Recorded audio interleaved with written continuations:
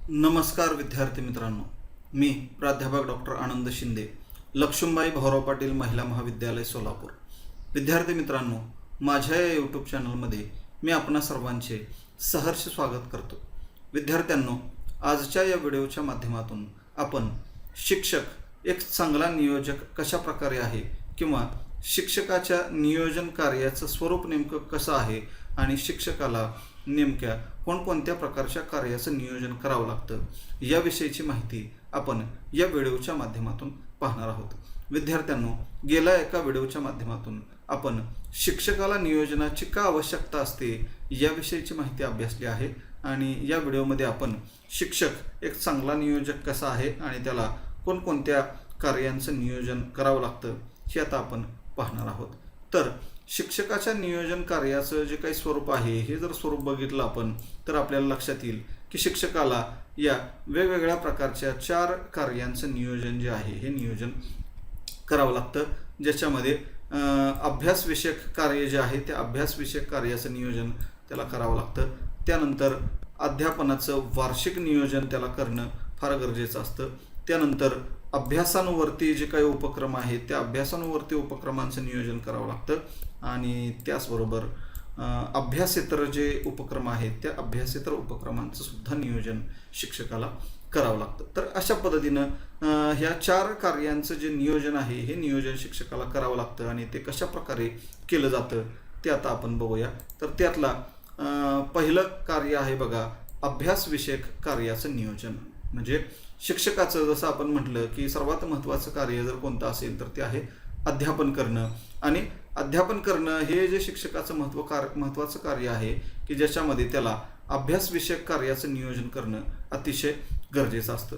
ह्या अभ्यासविषयक कार्यामध्ये शिक्षकाला जे काही विषय शिकवायचे आहेत त्याचे वर्गानुसार नियोजन करणं गरजेचं असतं. म्हणजे एखादा शिक्षक समजा मराठीचा आहे, हिंदीचा आहे, इंग्रजीचा आहे किंवा सामाजिक शास्त्राचा आहे, विज्ञानाचा आहे, गणिताचा आहे, कुठल्याही विषयाचा शिक्षक असू द्या, तो शिक्षक जो विषय शिकवत असतो त्या विषयाचं त्याला वर्गानुसार नियोजन करणं गरजेचं आहे.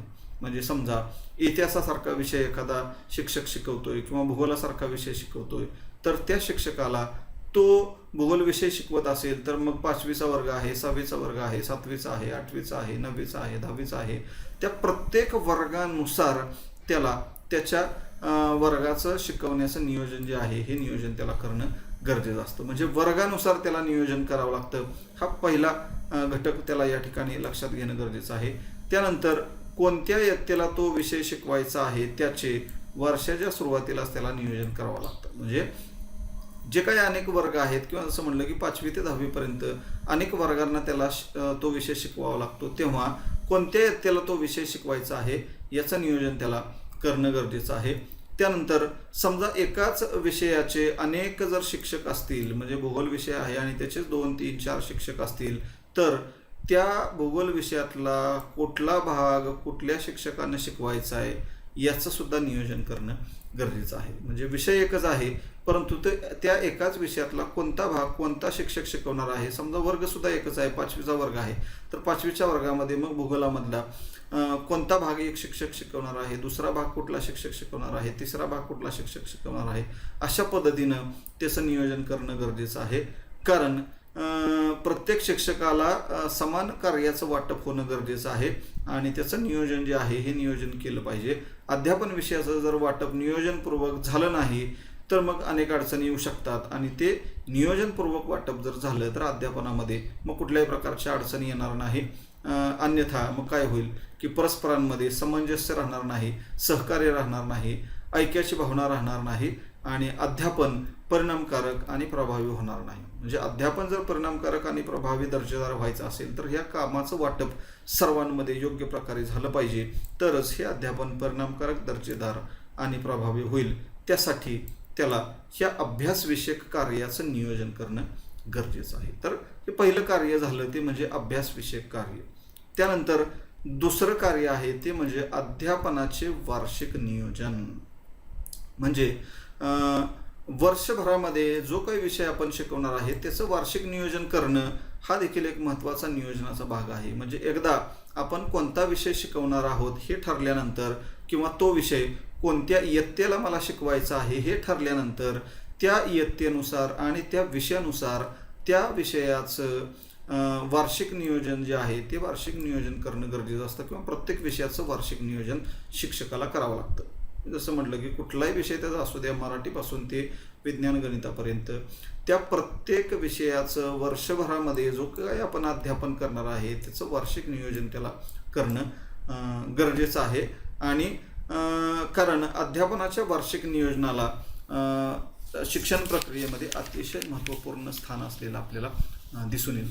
अध्यापनाचं वार्षिक नियोजन प्रत्येक शिक्षकानं करणं हे अतिशय गरजेचं आहे. आणि हे वार्षिक नियोजन करत असताना शिक्षकाला नेमकं काय काय विचारात घेणं गरजेचं आहे, तर वार्षिक नियोजन करत असताना शिक्षकाला उपलब्ध तासिका किती आहेत, घटक कोणकोणता आहे, त्या घटकानुसार तासिकांची विभागणी कशा पद्धतीनं केली पाहिजे इत्यादी गोष्टींचा विचार त्याला करावा लागतो. म्हणजे महत्त्वपूर्ण गोष्टी कोणत्या आहेत, तर वर्षभरामध्ये मला किती तास उपलब्ध आहेत, किती तासिका उपलब्ध आहेत. म्हणजे समजा समाजशास्त्रासारखा सामाजिक शास्त्रासारखा विषय आहे की ज्याच्यामध्ये इतिहास आहे, भूगोल आहे, नागरिकशास्त्र आहे, अर्थशास्त्र आहे, यासारखे विषय आहेत. मग एकच विषय आहे आणि त्याच्यामध्ये 4 विषय असतील, सब विषय असतील, तर त्या प्रत्येक सब विषयासाठी नेमक्या किती उपलब्ध तासिका मला वर्षभरामध्ये आहेत त्याचा विचार केला पाहिजे. घटक किती आहेत, म्हणजे समजा तासिका मला 100 तासिका आहेत असं गृहीत धरून एक उदाहरण म्हणून आपण इथं घेऊ, म्हणू की 100 तासिका आहेत, तर मग त्या 100 तासिकामध्ये मग घटक किती आहेत, तर समजा 10 घटक आहेत. म्हणजे एका घटकासाठी मला 10 तास त्या ठिकाणी वापरावे लागतील. म्हणजे 10 तास आणि 100 तास 10 घटक, मग त्या घटकानुसार तासिकांची विभागणी मला करावं लागेल. म्हणजे एका घटकासाठी जर 10 तास असतील तर त्या 10 तासामध्ये तो घटक मला कशा पद्धतीनं शिकवता येईल त्याचं नियोजन या ठिकाणी करावं लागतं. त्याचबरोबर इतर जे काही घटक आहेत की ज्याच्यामध्ये मग एकूण कालावधी माझ्याकडे किती शिल्लक आहेत, म्हणजे सुट्ट्यांचा कालावधी वगळता, अभ्यासेतर उपक्रमांचा कालावधी वगळता राहिलेला माझ्याकडे कालावधी किती शिल्लक आहेत. म्हणजे वर्षभरामध्ये 365 दिवसांचा आपण विचार केला तर त्याच्यामध्ये मे महिन्याच्या सुट्ट्या, दिवाळीची सुट्टी, असे 2 महिने सुट्ट्यांमध्ये जातात. मग राहिलेले 10 महिने आहेत, त्याच्यामध्ये पण मग अनेक सण उत्सव आहेत, जयंत्या पुण्यतिथ्या आहेत, त्याच्या सुट्ट्या आहेत. ह्या सर्व सुट्ट्यांचा कालावधी वगळता किती दिवस शिल्लक राहिले, मग त्या दिवसामधील परत अभ्यासेतर उपक्रम किती दिवस राबवायचे आहेत, परीक्षेसाठी आपल्याला किती वेळ द्यायचा आहे, ह्या सर्व गोष्टी, म्हणजे ह्या सर्व गोष्टींचा विचार करून परत त्यासाठी किती दिवस लागणार आहेत ते दिवस सोडावे लागतील. आणि मग राहिलेले जे काही दिवस आहेत त्या दिवसांमध्ये मला आपल्या विषयाचं नियोजन जे आहे ते नियोजन करावं लागतं. हे नियोजन करत असताना परत त्या विषयाचे उद्दिष्ट कोणते आहेत, ती उद्दिष्ट साध्य करण्यासाठी मला काय केलं पाहिजे, वेळापत्रकामध्ये मला किती तासिका उपलब्ध आहेत आणि त्या उपलब्ध असणाऱ्या तासिकेनुसार माझं वार्षिक नियोजन मला करावं लागतं. म्हणजे वर्षाच्या सुरुवातीलाच एकूण वर्षभरामध्ये मी जो विषय शिकवणार आहे त्या वर्षाचं वार्षिक नियोजन शिक्षकाला करणं गरजेचं असतं. म्हणून हे शिक्षकाचं दुसरं अध्यापनाचं वार्षिक नियोजन करणं हे दुसरं त्याचं कार्य असलेलं आपल्याला दिसून येईल. त्यानंतर तिसरं कार्य आहे अभ्यासानुवर्ती उपक्रमांचे नियोजन. म्हणजे शिक्षकाला केवळ अध्यापनच एकच कार्य करायचं असतं असं नाही, तर अनेक प्रकारचे जे इतर विविध उपक्रम आहेत त्या उपक्रमांचं नियोजन सुद्धा त्याला करणं गरजेचं आहे. कारण ह्या उपक्रमांशिवाय विद्यार्थ्याचा सर्वांगीण विकास होऊ शकणार नाही. कारण केवळ अध्यापनाच्या माध्यमातून आपण विद्यार्थ्याचा बौद्धिक विकास साधू शकतो. मात्र विद्यार्थ्याचा जर सर्वांगीण विकास करायचा असेल तर केवळ बौद्धिक विकास करून चालणार नाही, त्याचबरोबर त्याचा भावनिक विकास झाला पाहिजे, सामाजिक विकास झाला पाहिजे, धार्मिक विकास झाला पाहिजे, सांस्कृतिक विकास झाला पाहिजे, क्रीडा कौशल्याला अनुसरून त्याचा शारीरिक विकास झाला पाहिजे. म्हणजे सर्व प्रकारचा विकास करण्यासाठी ह्या अभ्यासानुवर्ती उपक्रमांचं नियोजन अतिशय महत्त्वपूर्ण आहे किंवा त्याला अनन्यसाधारण महत्त्व असलेलं आपल्याला दिसून येईल. त्याचबरोबर विद्यार्थ्याला जर आपल्याला कृतिशील बनवायचं असेल, त्यांना जीवनानुभव द्यायचे असतील किंवा त्यांची सौंदर्याभिरुची किंवा रसिकता विकसित करायची असेल, त्यांच्या प्रतिभाशक्तीचा विकास करायचा असेल, त्यांना विज्ञाननिष्ठ बनवायचं असेल, तर ह्या अभ्यासानुवर्ती उपक्रमांचं स्थान शिक्षण प्रक्रियेमध्ये अतिशय महत्त्वाचं असलेलं आपल्याला दिसून येईल. कारण विद्यार्थ्यांचा सर्वांगीण विकास तर करायचाच आहे, मात्र त्याचबरोबर त्यांना कृतिशील बनवायचं आहे, त्यांना जीवनाविषयक अनुभव द्यायचे आहेत, त्यांची सौंदर्याभिरुची किंवा रसिकता विकसित करायची आहे, प्रतिभाशक्तीचा विकास करायचा आहे आणि विज्ञाननिष्ठ सुद्धा त्यांना बनवायचं आहे. तर अशा या सर्व प्रक्रियेमध्ये हे अभ्यासूनवर्ती उपक्रमच त्या ठिकाणी फायदेशीर ठरतात आणि म्हणून ह्या उपक्रमांचं नियोजन करणं अतिशय महत्त्वपूर्ण काम आहे. आणि मग ह्या उपक्रमांचं नियोजन करत असताना काही बाबींचा विचार आपल्याला या ठिकाणी करावा लागतो. त्या बाबी कोणत्या आहेत बघा, तर उदाहरणार्थ पहिली बाब आहे ती म्हणजे उपक्रम आयोजित करण्यापाठीमागची ध्येये आणि उद्दिष्टे काय असावीत याचा सगळ्यात सुरुवातीला विचार करणं गरजेचं आहे. म्हणजे कोणताही उपक्रम राबवायचा असेल तर तो उपक्रम का राबवायचा आहे, मला कोणतं उद्दिष्ट कोणतं ध्येय मला त्याच्यामधून साध्य करायचं आहे याचा विचार सर्वात पहिल्यांदा होणं गरजेचं आहे. म्हणजे उदाहरणार्थ 15 ऑगस्ट किंवा 26 जानेवारी किंवा महाराष्ट्र दिन जो आहे हे दिन आपण का साजरे करतो किंवा हे राष्ट्रीय सण आपण का साजरे करतो, तर त्याच्या पाठीमागं उद्दिष्ट असतं ते म्हणजे विद्यार्थ्यांच्या मनामध्ये राष्ट्रप्रेम निर्माण करणं, राष्ट्राभिमान निर्माण करणं किंवा राष्ट्रीय एकात्मता विकसित करणं. ही उद्दिष्ट साध्य करण्यासाठी आपण हे राष्ट्रीय सण उत्सव असतील किंवा गांधी जयंती असेल, लोकमान्य टिळक पुण्यतिथी असेल, शिवजयंती असेल, ह्यासारखे उपक्रम राबवण्याचा आपण प्रयत्न करत असतो. म्हणजे ध्येय उद्दिष्ट काय असली पाहिजे याचा विचार झाला पाहिजे. त्यानंतर दुसरं आहे उपक्रमांचं स्वरूप विचारात घेतलं पाहिजे. म्हणजे कोणताही उपक्रम राबवत असताना त्या उपक्रमांचं स्वरूप जे आहे हे स्वरूप विचारात घेणं गरजेचं आहे. कारण सर्वच उपक्रम काही वर्षभर चालत नसतात. काही उपक्रम हे केवळ एका तासासाठी असतात किंवा एखाद्या ठराविक दिवसासाठी असतात. उदाहरणार्थ जयंती आणि पुण्यतिथी आहे तर ती ठराविक दिवशीच येणार आहे, त्याच दिवशीपुरती आपल्याला ती साजरी करायची आहे. मात्र वाङ्मय मंडळ आहे, विज्ञान मंडळ आहे, गणित मंडळ आहे, इतिहास मंडळ आहे, भूगोल मंडळ आहे, ह्यासारखे जे उपक्रम आहेत हे उपक्रम वर्षभर चालणारे उपक्रम आहेत आणि या वर्षभर चालणाऱ्या उपक्रमांचं स्वरूप नेमकं कसं असणार आहे याचा विचार या ठिकाणी करणं गरजेचं आहे आणि त्यानुसार त्याचं नियोजन केलं जाणं गरजेचं आहे. म्हणजे दीर्घकालीन उपक्रम आणि लघुकालीन उपक्रम या सर्वांचा विचार करून त्याचं नियोजन करावं लागतं. त्यानंतर तिसरी गोष्ट आहे उपलब्ध साधन सामग्रीचा विचार करणं. म्हणजे जे उपक्रम आपल्याला राबवायचे आहेत त्यासाठी आपणाकडं आवश्यक असणारी साधनं उपलब्ध आहेत का, साधन सामग्री उपलब्ध आहेत का. म्हणजे उदाहरणार्थ समजा आपल्याला विज्ञान प्रदर्शन भरवायचं आहे किंवा शाळेचं वार्षिक स्नेहसंमेलन घ्यायचं आहे, तर अशा वेळेस आपल्याला भरपूर साधन सामग्री लागत असते आणि ह्या सर्व साधन सामग्री आपल्याकडे उपलब्ध आहे का, नसेल तर ती कुणाकडून आणायची आहे हे सर्व नियोजन अगोदरच आपल्याला करणं गरजेचं आहे. अन्यथा ऐन वेळेस आपल्याला साधन सामग्री नसेल तर धावपळ करावी लागते आणि त्याच्यामध्ये आपले श्रम वाया जाण्याची शक्यता असते, वेळ वाया जाण्याची शक्यता असते आणि त्या उपक्रमामध्ये काही अडचण निर्माण होण्याची शक्यता असते. म्हणून ह्या साधन सामग्रीचा विचार करणं गरजेचं आहे. त्यानंतर चौथी गोष्ट आहे ते म्हणजे उपक्रमात सहभागी असणाऱ्यांच्यात कामाची विभागणी करणे. म्हणजे एका शाळेचा विचार केला तर त्या शाळेमध्ये अनेक शिक्षक असतात, एकच शिक्षक असतो नाही, तर अनेक शिक्षकांमध्ये त्या सगळ्या उपक्रमामध्ये सहभागी होणारे जे काही शिक्षक आहेत त्या प्रत्येक शिक्षकाला त्याच्या कामामध्ये सहभागी करून घेणं आणि कामाची विभागणी करणं, प्रत्येकाला त्या उपक्रमाचं कोणतं काम करायचं आहे त्याची नोंद घेणं आणि त्याला त्याची नोंद घ्यायला लावणं, प्रत्येकाला त्याला सांगणं की तुला हे काम करायचं आहे, त्या कामाचं स्वरूप असं असं आहे आणि ह्या वेळेमध्ये एवढ्या वेळेत हे काम झालं पाहिजे. म्हणजे कामाची विभागणी प्रत्येक शिक्षकांना वाटून देणं गरजेचे आहे, त्याचं नियोजन करावं लागतं. त्यानंतर 5 नंबरचा गोष्ट आहे ते म्हणजे उपक्रमासाठी लागणाऱ्या आर्थिक बाबीची तरतूद करणे. म्हणजे कोणताही उपक्रम राबवत असताना सगळ्यात महत्त्वाची गोष्ट असते ती म्हणजे पैसा. म्हणजे उपक्रम राबवायचा म्हटल्यानंतर आर्थिक गोष्ट पैशाची फार तिथं आवश्यकता लागते आणि मग ती आर्थिक तरतूद आपण कशी करणार आहोत याचं नियोजन करणं फार गरजेचं आहे. त्यानंतर पुढची गोष्ट आहे ती म्हणजे उपक्रमासाठी संबंधित अधिकाऱ्यांची पूर्वपरवानगी आणि मान्यता.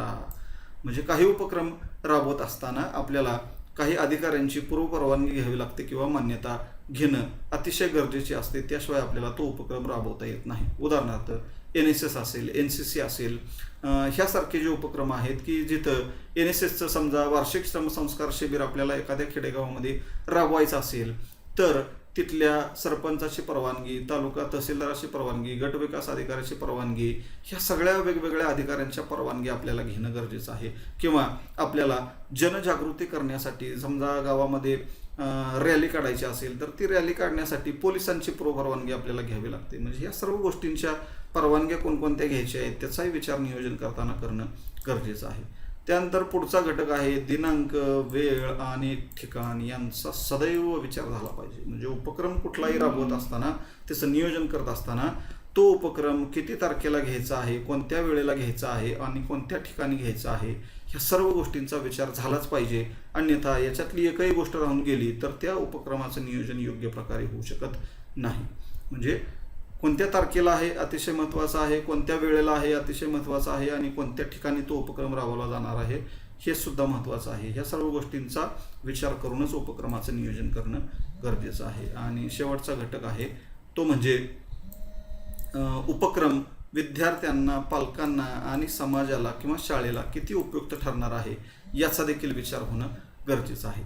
जे जो उपक्रम आपण राबवणार आहे त्या उपक्रमाचा फायदा कोणाला होणार आहे, विद्यार्थ्यांना किती होणार आहे, पालकांना किती होणार आहे, समाजाला किती होणार आहे, शाळेला किती होणार आहे, या गोष्टींचा विचार करूनच तो उपक्रम राबवला पाहिजे. अन्यथा काय होईल की उपक्रमाचा फायदा जर कोणाला होणार नसेल तर विनाकारण ते उपक्रम राबवून काहीही फायदा होणार नाही. अनावश्यक उपक्रम राबवण्यापेक्षा त्या उपक्रमामधून काहीतरी आउटपुट मिळालं पाहिजे, कुणाला तरी फायदा झाला पाहिजे आणि हा फायदा होण्याच्या दृष्टिकोनातून हे उपक्रम राबवले जाणं गरजेचं आहे. त्यानंतर हे जे सर्व प्रकारचे उपक्रम आहेत किंवा हे जे अभ्यासांवरती उपक्रम आपल्याला राबवावे लागतात, हे उपक्रम जे आपण राबवतो त्याच्यामधून नेमकी कोणकोणती उद्दिष्ट साध्य होतात त्याचा एक तक्ता या ठिकाणी दिलेला आहे बघा. की उदाहरणार्थ राष्ट्रीय कार्यक्रम आहेत, म्हणजे जसं मगाशी मी म्हटलं की राष्ट्रीय सण उत्सव जे आपण साजरे करतो, स्वातंत्र्य दिन आहे, प्रजासत्ताक दिन आहे किंवा शिक्षक दिन आहे, ह्या सर्व उपक्रमामधून राष्ट्रीय एकात्मता, राष्ट्राभिमान विकसित करणे, राष्ट्रीय एकात्मतेची भावना विकसित करणे, लोकशाही दृष्टिकोन विकसित करणे, अशा प्रकारची उद्दिष्टे साध्य होत असतात. वक्तृत्व स्पर्धा असेल, निबंध स्पर्धा असेल, वेगवेगळ्या प्रकारच्या ज्या स्पर्धा आहेत त्या स्पर्धांमधून विद्यार्थ्यांची बौद्धिक विकास साधने किंवा त्यांच्या सामान्य ज्ञानामध्ये भर टाकणे, भाषिक कौशल्यांचा विकास करणे, हे उद्दिष्ट त्याच्यामधून साध्य होत असतात. त्यानंतर चित्रकला स्पर्धा असेल, संगीत असेल, रांगोळी असेल, पोस्टर असेल, विविध गुणदर्शन सारखी स्पर्धा असेल, त्याच्यामधून विद्यार्थ्यांची सौंदर्याभिरुची असेल, रसिकता असेल किंवा सुप्त गुणांचा विकास असेल, प्रतिभाशक्तीचा विकास असेल, यांचा विकास होत असतो. शैक्षणिक सहल असेल, विज्ञान जत्रा असेल किंवा विज्ञान प्रदर्शन असेल, ऐतिहासिक किंवा औद्योगिक ठिकाणांना भेटी देणं असेल, यासारख्या उपक्रमामधून त्या विद्यार्थ्याची निरीक्षण शक्तीचा विकास होत असतो. जीवनानुभव त्या विद्यार्थ्यांना मिळत असतात आणि विद्यार्थ्यांना विज्ञाननिष्ठ बनवण्यासाठी ह्या उपक्रमांचा उपयोग होत असतो. समाजसेवा शिबिर असेल, स्काउट गाईड सारखे उपक्रम असतील, त्याच्यामधून सामाजिक आणि नैतिक मूल्यांचा विकास त्या विद्यार्थ्यांमध्ये होत असतो. त्याचबरोबर नेतृत्व क्षमता जी आहे, ही नेतृत्व क्षमता त्या विद्यार्थ्यांमध्ये विकसित होत असते. क्रीडा स्पर्धांमधून क्रीडा कौशल्य विकसित करण्याचं काम होत असतं आणि त्याचबरोबर आरोग्याचं रक्षण आपण कसं करावं, सांघिक भावना विकसित करण्याचं काम या उपक्रमामधून होत असतं. आणि फुरसतीच्या सदुपयोगासारखे जे काही उपक्रम आहेत, उदाहरणार्थ टाकाऊपासून टिकाऊ वस्तू तयार करणे, नाण्यांचा संग्रह करणे, वेगवेगळ्या वस्तूंचा संग्रह करणे, ह्यासारख्या गोष्टींमधून सृजनशीलता असेल, कृतीप्रवणता असेल किंवा उपक्रमशीलता असेल, ह्यासारख्या चांगल्या छंदांची जोपासना करणं ही उद्दिष्ट त्याच्यामधून साध्य होत असतात. तर असे अनेक प्रकारची उद्दिष्ट साध्य करण्यासाठी आणि त्या विद्यार्थ्यांचा ह्या वेगवेगळ्या अंगांनी विकास करण्यासाठी हे अनेक प्रकारचे जे उपक्रम आहेत, हे उपक्रम आपल्याला साजरे करावे लागतात आणि ह्या सर्व प्रकारच्या उपक्रमांचं नियोजन करणं अतिशय महत्त्वाचं असतं. त्यानंतर शेवटचं उपक्रमाचं स्वरूप आहे किंवा उपक्रमाचा घटक आहे तो म्हणजे अभ्यासेतर उपक्रमांचे नियोजन. म्हणजे अभ्यासविषयक कार्यक्रमांचं नियोजन आपण बघितलं. त्यानंतर अभ्यासानुवर्ती किंवा अभ्यासपूर्वक कुठले कुठले कार्यक्रम राबवले जातात त्याचं नियोजन कसं करायचं ते आपण बघितलं. आणि सगळ्यात शेवटी आहे अभ्यासेतर कार्यक्रम, म्हणजे अभ्यास सोडून इतर प्रकारचे जे उपक्रम आहेत ते इतर प्रकारच्या उपक्रमांचं नियोजन सुद्धा करणं किती गरजेचं आहे किंवा ते कसं करणं गरजेचं आहे हे आता आपण बघूया. तर अभ्यास सोडून जे इतर प्रकारचे उपक्रम असतात, ह्या इतर प्रकारच्या उपक्रमांचा समावेश या कार्यक्रमामध्ये किंवा या उपक्रमामध्ये होत असतो की ज्याच्यामध्ये विद्यार्थ्याच्या सहकार्यानं आणि सहभागाने चालवले जाणारे जे काही उपक्रम आहेत त्यांचा समावेश याच्यामध्ये होतो. म्हणजे विद्यार्थ्यांच्या सहकार्याशिवाय किंवा त्याच्या सहभागाशिवाय हे उपक्रम आपण चालूच ठेवू शकत नाही. मग कोणकोणत्या प्रकारचे उपक्रम आहेत तर उदाहरण म्हणून या ठिकाणी काय दिलेत बघा, की वसतिगृहातील भोजन व्यवस्था. म्हणजे त्या वसतिगृहामध्ये भोजन व्यवस्था जर विद्यार्थ्यांच्याच मदतीनं आपल्याला करता येऊ शकते. शालेय ग्राहक भांडार आहे, म्हणजे एखादं पुस्तकांचं दुकान किंवा वह्या पुस्तकांचं दुकान, जनरल स्टोअर्स ज्याला आपण म्हणतो की जिथं सर्व प्रकारचं शालेय साहित्य मिळू शकतं, असं एखादं शाळेनं चालवलेलं भांडार असेल की जे विद्यार्थ्याच्या मदतीनं आपण चालवू शकतो. संचयनी म्हणजे एखादं बँक जशी चालते त्या बँकेचं कार्य कसं चालतं हे विद्यार्थ्यांना माहिती होण्यासाठी ती संचयनी सुद्धा आपण एखादी शाळेमध्ये चालवू शकतो. पुस्तक पेढीसारखी योजना आहे, बुक बँक योजना ज्याला म्हणतो, किंवा हस्त व्यवसायातून तयार करता येणाऱ्या अनेक प्रकारच्या वस्तू आहेत, खडू आहेत, भेटकार्ड आहे, विणकामाच्या वस्तू तयार करणं आहेत आणि त्यांची विक्री करणं ह्यासारखा उपक्रम असेल. म्हणजे हे उपक्रम हे अभ्यासविषयक नाहीत, पण अभ्यास सोडून असणारे हे अनेक प्रकारचे उपक्रम आहेत की ज्या उपक्रमाच्या माध्यमातून विद्यार्थ्यांमध्ये दैनंदिन आपलं जीवन जगत असताना आपल्याला आवश्यक असणारे जे काही जीवनानुभव आहेत ते जीवनानुभव याच्यामधून त्याला मिळत असतात आणि त्याचबरोबर जीवनावश्यक कौशल्य जी आहेत ती कौशल्यसुद्धा या वेगवेगळ्या प्रकारच्या उपक्रमामधून त्या विद्यार्थ्यामध्ये येत असतात. त्या दृष्टिकोनातून हे उपक्रम अतिशय महत्त्वाचे आहेत आणि हे उपक्रम राबवत असताना सुद्धा शिक्षकाला अतिशय महत्त्वपूर्ण नियोजन करावं लागतं की कारण ह्या उपक्रमाच्या नियोजनामध्ये मुख्याध्यापक असतील किंवा व्यवस्थापक मंडळ असेल त्यांची परवानगी फार गरजेची आहे, कारण त्यांच्या परवानगीशिवाय हे उपक्रम आपल्याला राबवता येऊ शकत नाही. त्याचबरोबर हे उपक्रम राबवण्यासाठी अजून एक महत्त्वाची गोष्ट म्हणजे पैसा, आर्थिक तरतूद तिथं फार गरजेची आहे. कारण भोजन व्यवस्था किंवा शालेय ग्राहक भांडार राबवणं, संचयनी बँक चालवणं, पुस्तक पेढी योजना, हस्तव्यवसायातून वस्तू तयार करणं ह्या सर्व गोष्टींसाठी पैसा फार गरजेचा आहे आणि ही पैशाची तरतूद कशी करणार आहे त्याचं नियोजन करावं लागतं. आणि ह्या सर्वांमधून जो मिळणारा नफा आहे ह्या नफ्याचा सुद्धा विचार करणं फार गरजेचं आहे, कारण त्याच्यामधून नफा किती झाला, तोटा किती झाला, फायदा किती झाला ह्या सर्व गोष्टींचा विचार करून नियोजन करणं आपल्याला गरजेचं असतं. ह्या उपक्रमामध्ये उपलब्ध साधन सामग्री आपल्याकडे किती आहे आणि पैसा किती आहे ह्या सर्व गोष्टींना महत्त्व असल्यानं त्याचा हिशोब जो आहे तो हिशोब अतिशय काटेकोरपणे ठेवला पाहिजे, कारण याच्यामध्ये जर भ्रष्टाचार झाला तर तो उपक्रम मग शाळेमध्ये चालवणं योग्य नाही. म्हणून याच्यामध्ये पैसा हा महत्त्वपूर्ण घटक असल्यामुळं त्याचा हिशोब जो आहे तो हिशोब अतिशय काटेकोरपणे शिक्षकानं ठेवला पाहिजे. त्याचं नियोजन त्यानं योग्य प्रकारे केलं पाहिजे, कारण या आर्थिक व्यवहारामध्ये पारदर्शकपणा, प्रामाणिकपणा आणि जबाबदारपणा अतिशय महत्त्वाचा आहे.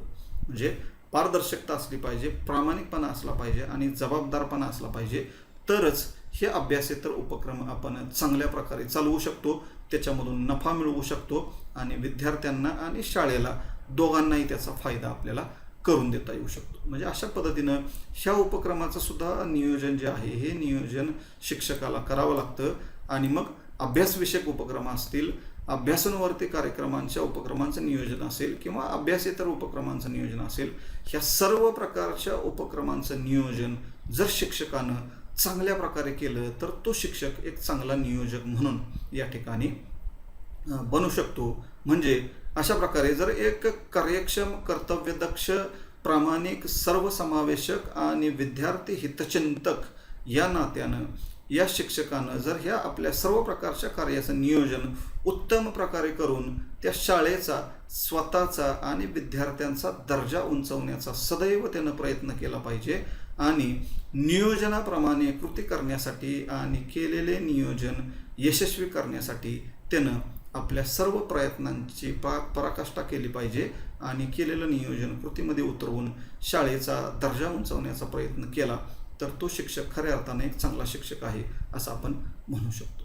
तर विद्यार्थी मित्रांनो, अशा प्रकारे आजच्या या व्हिडिओच्या माध्यमातून शिक्षक एक चांगला नियोजक कसा बनू शकतो किंवा कसा आहे आणि शिक्षकाला वेगवेगळ्या प्रकारच्या कार्यक्रमांचं किंवा उपक्रमांचं नियोजन कशा प्रकारे करावं लागतं याविषयीची माहिती आपण या व्हिडिओच्या माध्यमातून घेतलेली आहे.